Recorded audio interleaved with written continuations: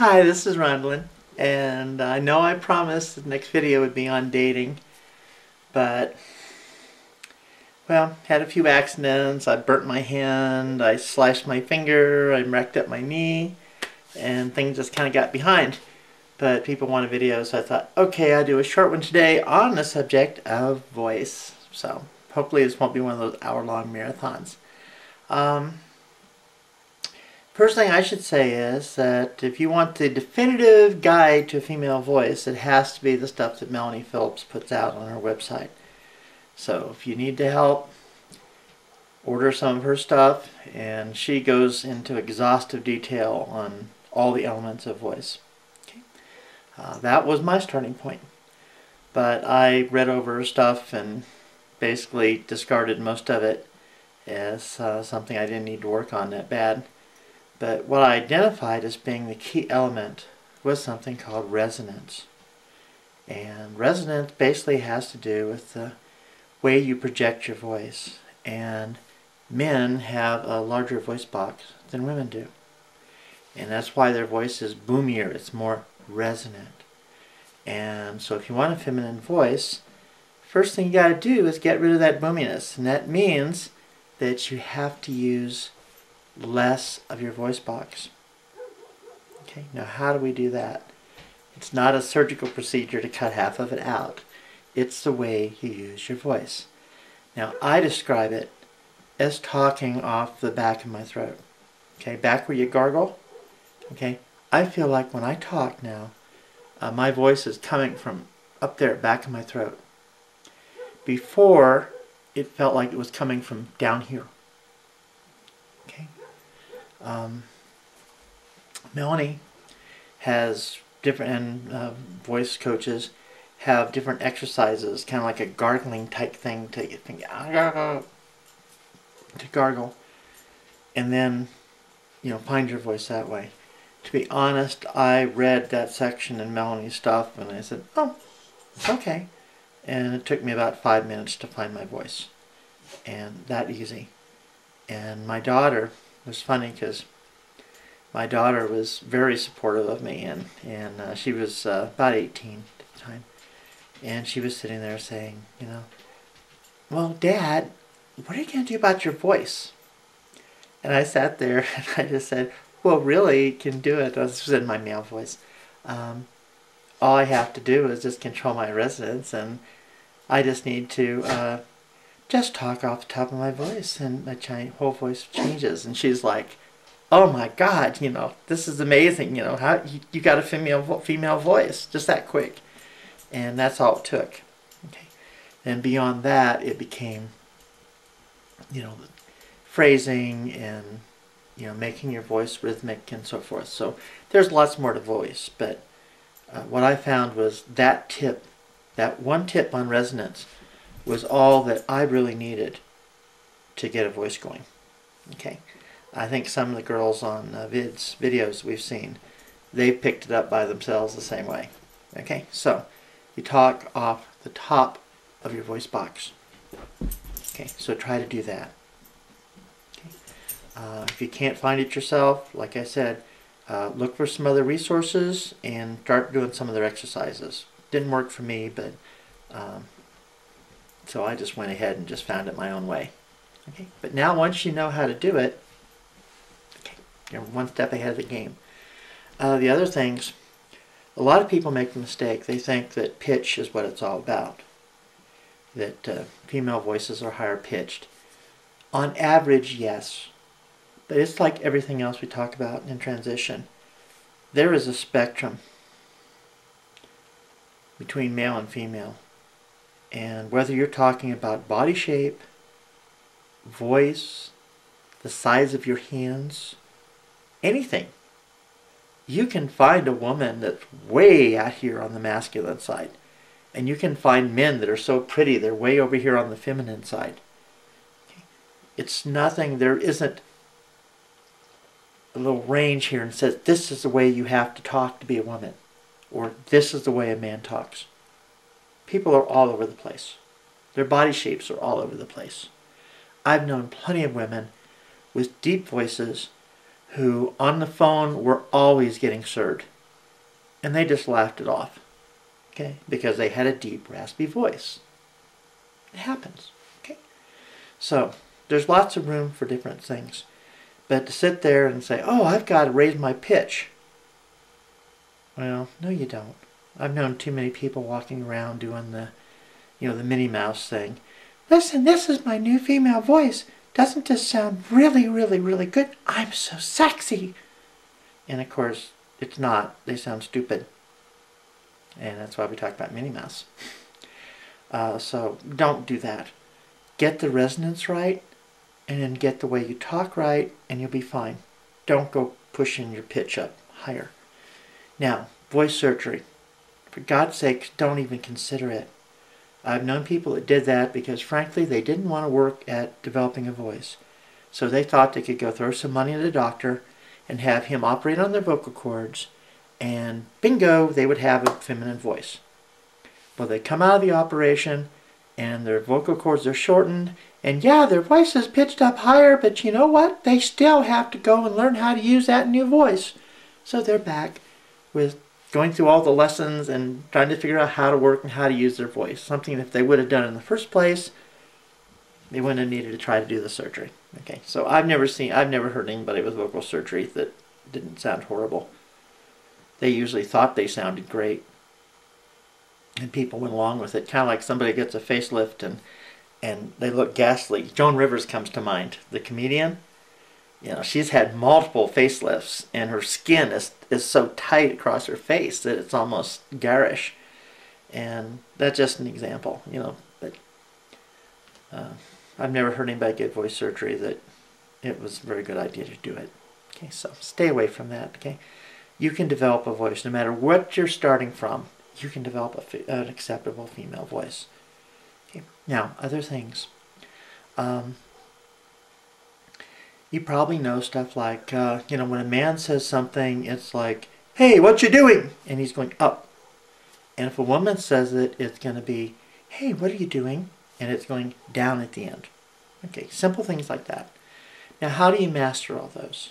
Well, some of it, for me, it pretty much came naturally. I had spent my whole life trying to keep myself from talking that way.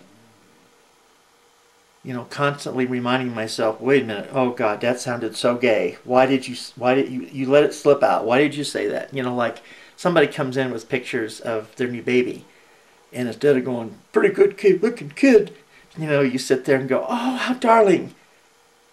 And everybody starts looking at you like, what's this guy doing saying, oh, how darling.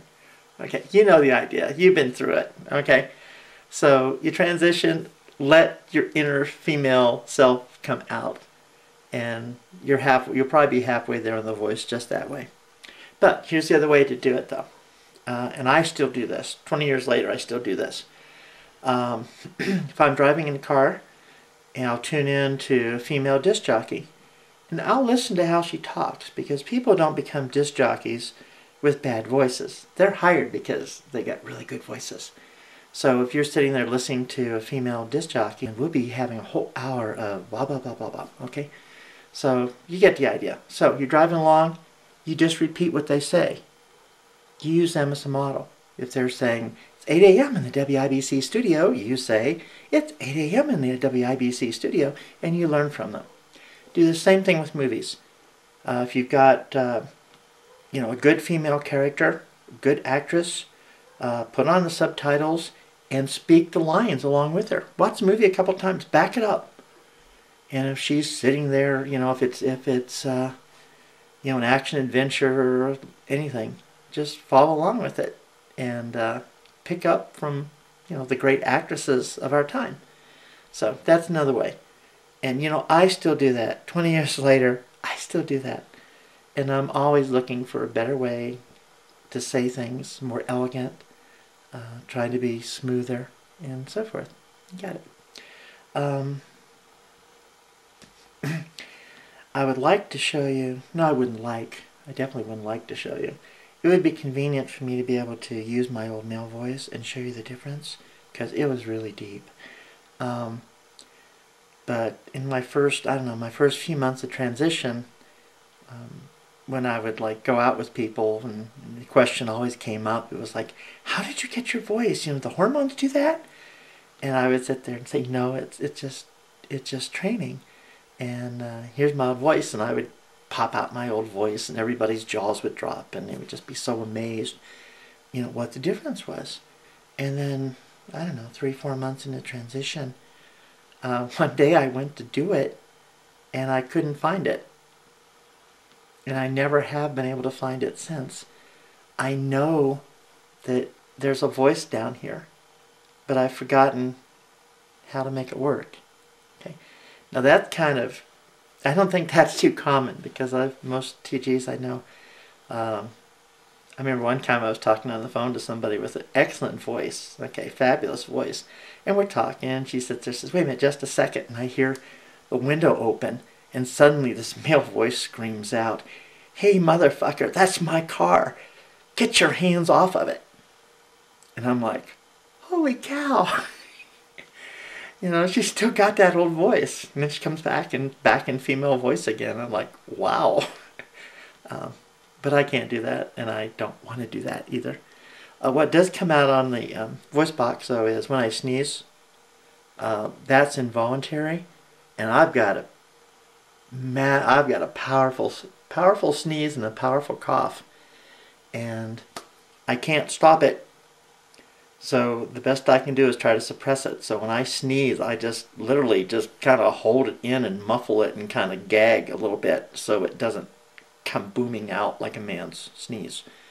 And if I'm coughing, instead of you know, like that, I hold it back in, and if I'm trying to clear my lungs, I'm more likely doing you know, which doesn't do much good, but I can't really cough full bore because it comes out too masculine. So, you know, that's something I always have to watch. So maybe that'll be a problem for you. I don't know. So that's kind of the basics on voice. So pretty simple stuff. Get that resonance down. Like I said, don't use all your voice box. Soften your voice. Don't be so loud. Don't project. Remember to be a little sing-songy, not drag queenish, but, you know, be more melodic in the way you speak, and you know, end on a lower volume instead of going up at the end. And put all that together, and you too will have a great voice.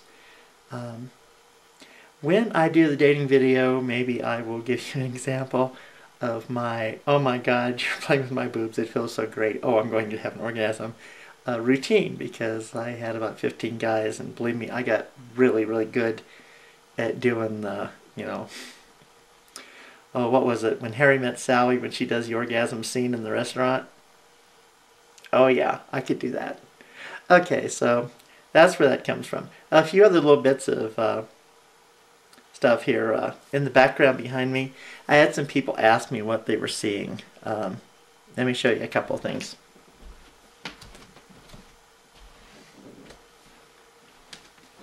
This is a practice samurai sword called a bakken, and it is made out of polycarbonate, virtually indestructible, weighs about 5-6 pounds, the same that a steel samurai sword would be. It's balanced the same way, and like I said, it's a practice sword. I've taken up samurai sword. This is my principal defense, living out here alone in the desert right now. I don't have a gun or anything, but you whack somebody with this, they're going down. You can break concrete blocks with one of these. So that's what this was in the background, a bakken. And the other thing people ask about is my custom-made American hunting longbow. I took up traditional archery, and not very good yet, but that's what this is. Okay, it's like an English longbow, except English longbows don't have this little cut in the arrow wrist. That's what makes an American longbow versus a British English longbow. So got that. Again, I'm all fired up with end of the world type thing for people who have to fight for their lives with bows and arrows and, you know, no guns. So I learned all that. So that's my sword. The rest of this is my wall of remembrance pieces and artwork from my days on the Navajo Indian Reservation called the Navajo Nation. For those of you who don't know, it covers 4 states, parts of 4 states, Utah, Arizona, New Mexico, and a little bit of Colorado. It is just about the size of the state of West Virginia, and it is a sovereign nation within the United States, an Indian nation, by treaty. So it was really cool spending 6 years there as a teacher. So there it is for voice. Oh, I did think of something else. To add. Said practice in front of a mirror and prepare for all the situations. And I'll give you one that I had. As a teacher, okay, I'm 6'2", and I was up to 240 pounds. And sure enough, I'm teaching junior high, and some, smart-ass kid's always going to sit there and think it's cute to, like, call me sir. Not because they read me, but because I was so big that they thought that, this would be kind of little, ha ha ha ha ha, you look like a man, type of thing. Nobody ever read me. But what I did was every year I would just sit there and introduce myself to my classes, and I would just say, I'm 6'2". And I said, now just to tell you, I come from a big family. My brother is 6'8". I have cousins that are 6'10", and my Uncle Bill was 7 foot. My mother was 6'2". My dad was 6 foot. And so I come from a big family. So, back where I come from, I'm not that out of the ordinary. I'm small. Okay, just thought I'd clear that up for you. Now, that backstory is absolutely true. My brother is 6'8". My mom was 6'2". I have Uncle Bill that's 7 foot and all that. But after all that, somebody every year will pull that "yes sir" routine on me. Now, back to practice. I've got my routine on it. And that I would stop what I was doing. And I would go up, I would come up to them. Of course, they're already feeling nervous because I've stopped the class and I'm advancing on them. And with my good teacherly stare on them, I sit there and I say, I can't help it that I was born tall. There's nothing I can do about that. But you weren't born to be rude and mean and to, you made a conscious decision just now to be rude and try to insult me and try to make me feel bad about my size. That says a lot more about you and what kind of person you are than it does about me. And we won't have that again, will we? No, Miss Brown. Okay, thank you. And I'd go back. And the word would spread, and nobody would smart off to me again the rest of the year. One time, one class, and that's all it took. But I had it down. I knew exactly what to say. I knew it was coming. I was prepared for it. Okay, you need to prepare for those types of situations too, so that you can handle them without getting flustered, without being completely comfortable and relaxed as a woman. So don't lose it. Transition is about a lot of practice, and I know you'll do it, so I hope this helps you a little bit. And may make one more thing. I've dropped from a size 18 to a size 12, and I'm on my way to a 10 right now. Pretty phenomenal. I'm down to 193 as of this morning. That's 47-pound weight loss in the last 6 months. And I'm aiming for 175, and now I'm thinking maybe 165. Size 10. Anyway, this dress is a size 12, which used to be, I stretched the arm, my arm stretched it out. See if I can get showing this. My arm stretched this out completely. That's how much I've lost on arms. It's just hanging on me now. And I went out to Walmart this afternoon, and I'm also narrower and so forth. The only thing that still fits good is the waist. It's got a very strong elastic band on it. Anyway, so I'm in Walmart this afternoon, and I was sitting there, thank God there's nobody around, and the dress just slides off like this. in the middle of Walmart. And I'm like, oh my God, oh my God, oh my God. I had to pull it back up again. And so I think that's the last time I'm ever going to wear this dress. I'm going to have to, I had 3 dresses came today in the mail. I haven't opened them yet, and they're a size 12. So I'll have something to wear when I go out. But I thought that was funny. So fortunately, nobody saw me. So, okay, that's it. I've done all the rambling, and I've given you a tour of my weaponry. And so that's it. So that's how you have a voice. Good luck with it. And next time, I think I'll do a short video on walking. And then I'll really make a big production on my dating, because I'm going to turn that into a fashion show and have like 6 or 7 outfit changes and really make it interesting and sexy, because I've got lots of guy stories to tell you. Okay, that's all. Signing out. This is Rondlin, and blessed be.